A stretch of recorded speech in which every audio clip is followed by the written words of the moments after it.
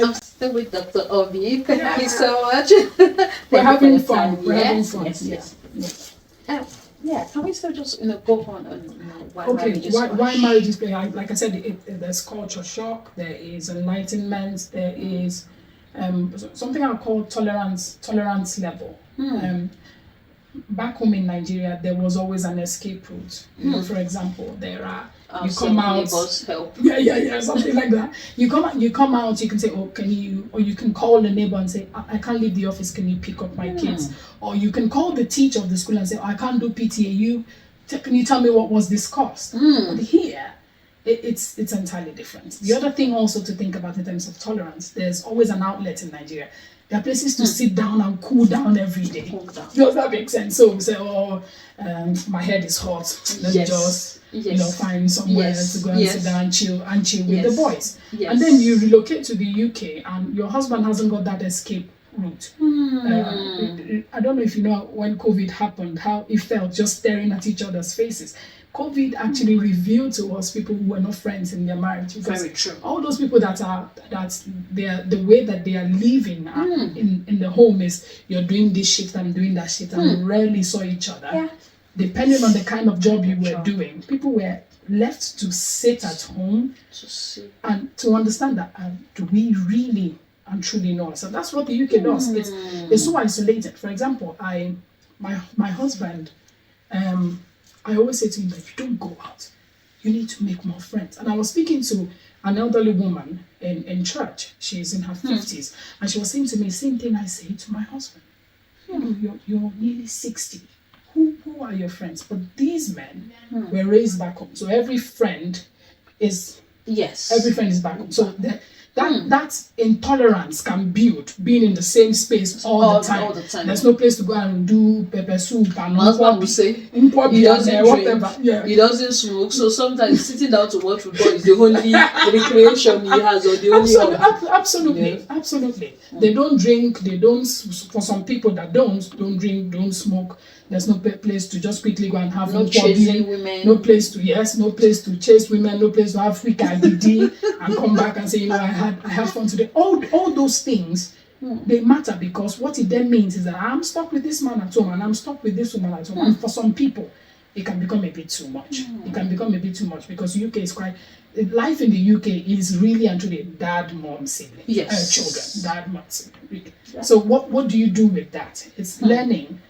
If you've come or you're on a journey to come, is how do I, have you thought about it? How do I manage that dynamics, knowing that we are in a house, nobody's going anywhere?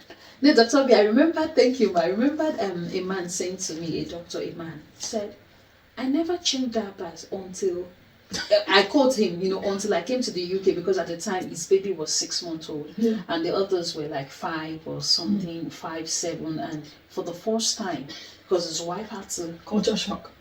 His wife had to go. I laughed. I'm sure he can remember my laughter, because it's like, sorry, it's for your daughter or for your sons. They are your children, and some of those things actually also help with bonding. Yes. No nannies. Yes. No driver. Driver, quickly, can you? No house help. No house help. You have to sweep. Come do Hoover. Have to clean. For example, my husband, who is an accountant by God's grace, and also a pastor, he still does hoovering. He still cleans our room when our room is. He washes toilets. Wow. But these are things that perhaps when it was just me and him, he didn't used to wash toilets. Let me even remind you of a scenario. Let me remind you of a scenario, Pastor. When we were in London, I had my first child, and I remembered one of those days I was having like maybe postnatal depression or something. I just couldn't really figure out, and I had to speak to a psychiatrist then. I remember that I thought I could do everything at home. I thought I could wash toilet. I broke down. I remember. I know you will not remember, and some people will not remember these things. I remember you had postnatal depression when you had your first child. And it was like it was so real. I was just, shadow of myself. And some women have just come into the UK, and then they have to face all of this. Nobody coming to even say, hello, New but birth, are you nobody. okay? Nobody. And I remember my husband would have to wash plates, he would have to do everything just so that I could live, just so that I could survive.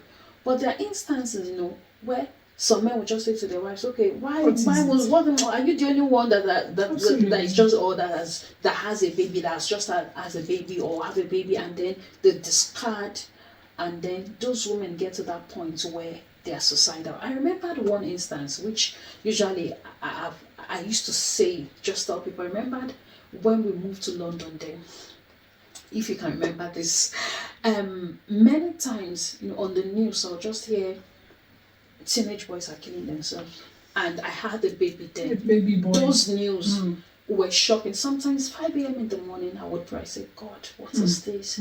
It was tough on me, cultural shock, because where I'd moved from Nigeria, whether it happened, we don't know usually, or we don't hear about it. But like every morning, like I know that something has happened again in London. I say, "God, what am I doing here?" And so these are some of the things that can actually put strains on marriages. Absolutely. And people could just walk out. And men also actually have depression. They are humans. It's not just women's health only. Men's emotional health is very important. If you relocate and your understanding is that my husband is going to be carrying the whole bill, you're setting your marriage up for failure. Because for me, my understanding is, if he says nursery fees would take the whole of your salary, would you be okay to stay at home? And you're okay. But you can still do something from home as well these days. Yeah, you can stay if that's what you do. Because some people, by the time you put the child in nursery, and if you don't have that way of balancing it, where one person at home, all these dynamics are tough. Whether you choose to put them in the nursery and head out, and then end up paying nursery fees, or saying you do day, I do night. There are lots of things that cause men depression. Finances is part of it. Also, thinking about it, you see one man that used to do AC, that driver used to drive. All of a sudden, bank manager or one big contractor, like my husband was. He was comfortable when I met him in his stars. But what was like 31, and he was making good money. And all of a sudden, you say you're relocating, and you're expecting this guy that's comfortable and okay with life to start from the scratch. That could knock the confidence of any man down. And perhaps they go to work, and in Nigeria, where somebody's saying sir, sir, sir, they go to a place where children speak to them anyhow, in a job that they know shouldn't really. Those things. So you as a woman, you pay attention. You also have health. You also need, let's pay, as we're saying, men pay attention to women. Women pay attention to men, because sometimes they are quiet about it, and then before you, sometimes there are so many gory situations out there. They will just say they are missing. No, some of them are not missing. They've gone to kill themselves. Absolutely. God help us. And we need to really pay attention, to men, because they handle things differently. I was sharing something. So when my husband came, his first job was as a bricklayer. Accountant. Yes. Like his first, comfortable in Nigeria. His first job was as a bricklayer. And I remember him going away, coming back the first few times and saying to me, "I have a return ticket. I would go." I remember where we were living at the time. I remember how I used to plead with him and say, "No, please, don't go, don't go, don't go." So anything that I could do to help at the time, because I had lived a couple of months before he came. So anything I could do, and I never really worked then, because I just came from youth service, and I married and I left. So there is a lot of soft skills here. That's where the pleading comes from, the petting, the loving up on the person.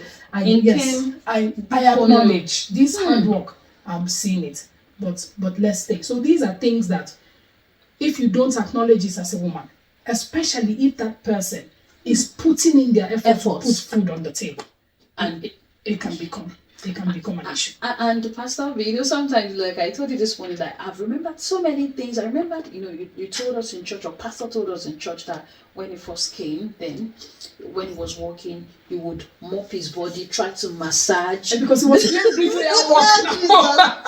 He was doing bricklayer work. I remember, sometimes when the people come as well, they have to retrain.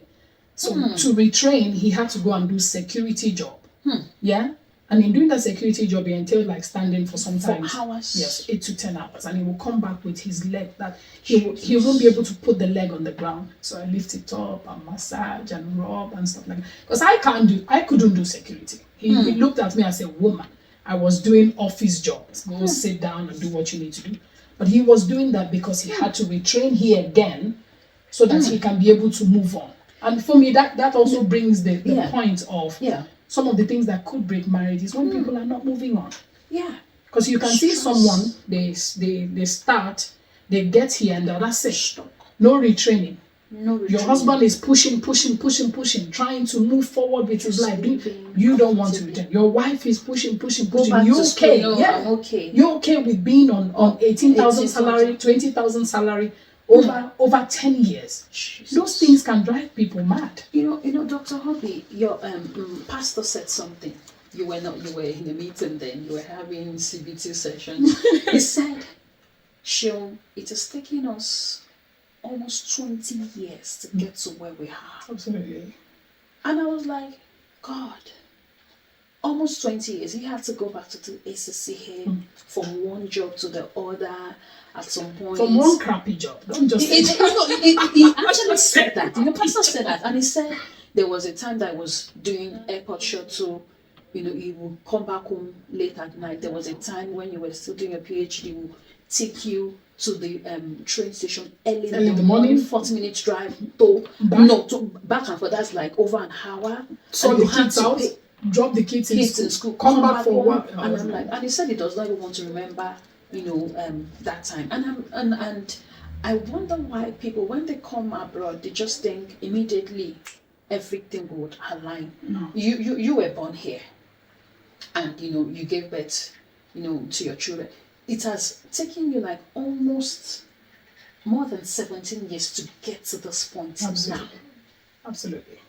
And so there's no magic anywhere. No, there isn't. And like you said, you were always begging your husband, please don't go back. And he was always saying he had tickets. It's not because it was bad, no.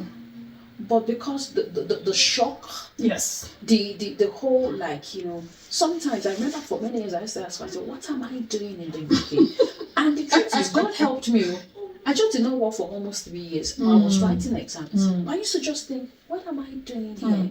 What am I doing here? And I remembered, one of my pastors asking me that, now do you still ask this question? I said, no, really. Because you're comfortable by God's grace. By God's grace. Yeah, you've come a long way. You're not where you used to be by God's grace. Yeah, so that's really understanding. I guess it's what we're trying to say here is there's in the UK there's no easy way out. If you come together, because this was raining last year. Lots of people come in and say, oh, they've broken up. If you come in together, don't expect magic. We started from abuse. This place will heighten the abuse that you were hiding. Yes. Because the two of you are inside the house. Yes. If you don't know how to speak in such a way, the Bible says a soft tongue drives away anger. Yeah. So if you're somebody who is not given to soft tongue as a woman, in your responses, in your minds, you have to learn. As a man, you have to learn, change those mannerisms, because in time past where it wasn't obvious, this one is that perhaps you're calling him on the phone in Nigeria, he's driving to go and see his friends. Here, he's in the house with you, so he will hear it. He will see the nuances. She will see she will see your attitude towards it. So there are lots of relearning that we need to do. Like Dr. Shehu said as well, there's no magic anywhere in the UK. It's work, like I said, it's grind. But once you hit it, you've hit it. Yeah. Because there's this wave of, wow, we done it. We done it. And nowadays, therapists, they come out and tell us, time does not heal wounds. It's the work we put in place, the actions, being kind to one another. Absolutely. Knowing it's a phase. Oh, my husband, I understand it's a phase. We can do this together. Yeah. My wife, we can do this together. In the next episode, we'll still talk about some of the issues that makes marriages crash. Talking about abandonment. We'll talk about abandonment, married by correspondence, and then when those women now come over, they realize that it's a different thing. Thank you everyone for your time. We are grateful.